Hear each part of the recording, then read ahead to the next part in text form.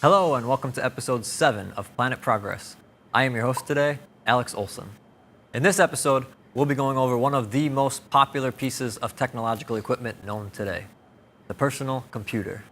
When talking about exponential growth regarding technology, computers are almost always the catalyst that sets the tone for the next generation. As usual, let's first learn about some of the initial variations with our first segment, the past.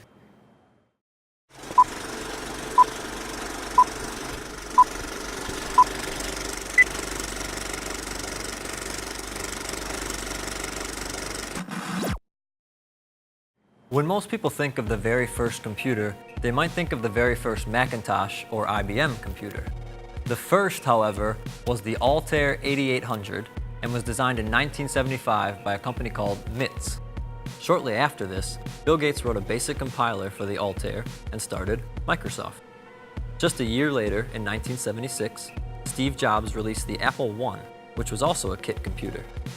Right around this time, the very first word processing program, Electric Pencil, was released, as well as the very first text adventure titled Adventure. These programs help developers and consumers alike realize the true potential of the personal computer. In 1981, IBM then released the IBM PC, which was extremely popular due to being perceived as an improved version of the Macintosh. This computer utilized expansion slots, adding different types of functionality to the machine. Just 2 years later, in 1983, it was estimated that around 10 million American households owned a PC.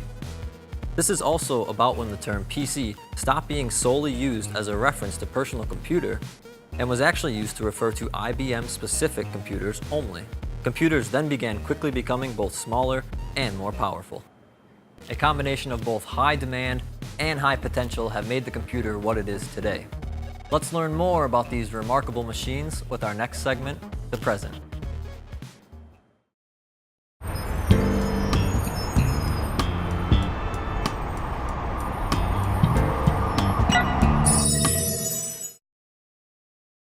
Today, computers are used for a multitude of different purposes all over the world. The technology behind the personal computer has evolved into desktop computers, laptop computers, tablets, server computers, and many others, all of which are equipped in different ways to handle different tasks.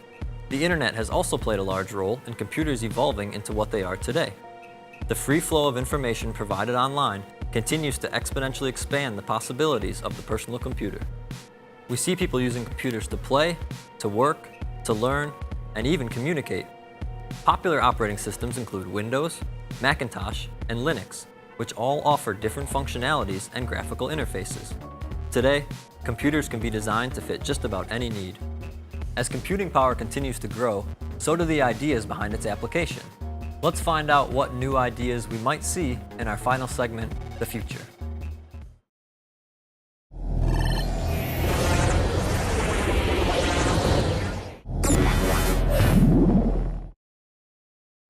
The future surrounding personal computers is extremely difficult to predict, mainly because consumer interest always remains so high.